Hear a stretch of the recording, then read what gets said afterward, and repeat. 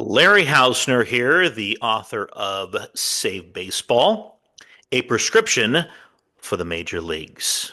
You can pick up my book up anywhere online. Order yourself a copy today. So we saw this one recently as three-time Cy Young winner right-hander Justin Verlander signing with the San Francisco Giants. The deal is for 1 year, worth $15 million. Verlander turns 42 next month and is only 2 seasons removed from winning that third Cy Young Award, and that was as recent as 2022 with the Astros. So you might know that I've been a little rough on the Giants here in the off season. I've talked about them often and how they have been teasing their fans, and this is not a new thing. And I'm not going to go down the road too much, but just to remind you that they are seemingly in the running for top free agents, and it just rarely pans out for them. Currently, in the NL West, they are the fourth best team in that division as it stands today. And they're not a playoff team. The Giants have way too many question marks, and many of those are not going to be answered positively. Certainly most teams can say that, but the Giants definitely have a lot of questions. And while they don't seem to get those top free agent talents, even though their fans expect them to, let's feel a little sorry for them because they are at the mercy of everything that the Dodgers are doing, and that's an unfortunate place to be. As you know, the Dodgers are seemingly signing every top free agent. That was my most recent video. And that's not new. It's been going on for a while. But let's talk about Justin Verlander, a good signing for the Giants. And let's break it down, and here are my thoughts. Well, first of all, Justin is a future Hall of Famer. You can look back at my video last month on what I think constitutes as a Hall of Famer. You're right. You might remember that it is simply when you say their name, you say, yes, that's a Hall of Famer. So when you think Justin, yeah, that guy's a Hall of Famer for sure. He definitely falls into that category, and he will be in Cooperstown one day. He's also a former MVP, a two-time ERA title winner, and a two-time World Series champion with the Astros. This guy's won 262 games while posting an ERA just a shade over 3, and he also has over 3,400 strikeouts. So, this guy's got some street cred, no doubt. A good signing by the Giants. Why not take a flyer on him? But last season, he was hampered by shoulder and neck injuries. He was only 5-6. His ERA was lofty. It was over 5 at 5.68. Very un-Verlander-like numbers, to say the least. Again, Justin's going to be 42 on opening day. So what should you Giants fans and that organization of yours expect from him this upcoming season? Well, it's just one season, right? 1-year deal, 2025. Well, first of all, they hope he stays healthy. Obviously, he's had some injury issues, as I just mentioned.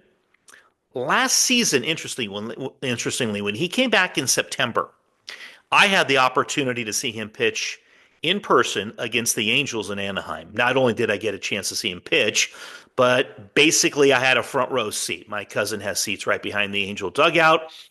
And when you're sitting that close to the field, the game is just a different entity for many reasons. Number one, you can see a lot more detail than you can when you're sitting in the second or third deck.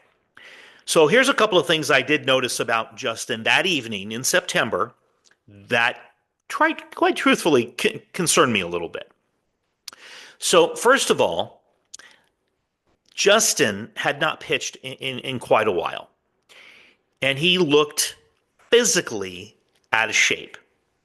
And it had been a while since he had been on the mound, and what I mean by that, he looked heavier than he normally does.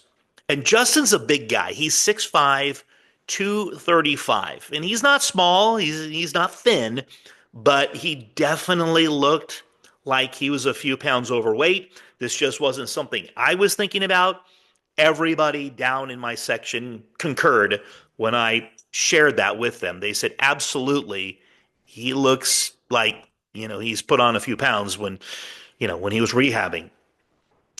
Number two, he looked stiff, meaning if you've watched him pitch before, his delivery has a follow through that tends to be a little more upright. But he looked even more so in person that night. So his flexibility looked limited. Also, his velocity on his fastball was noticeably down by a few miles an hour. And for a guy that's relied on that pitch throughout his career, it's a concern.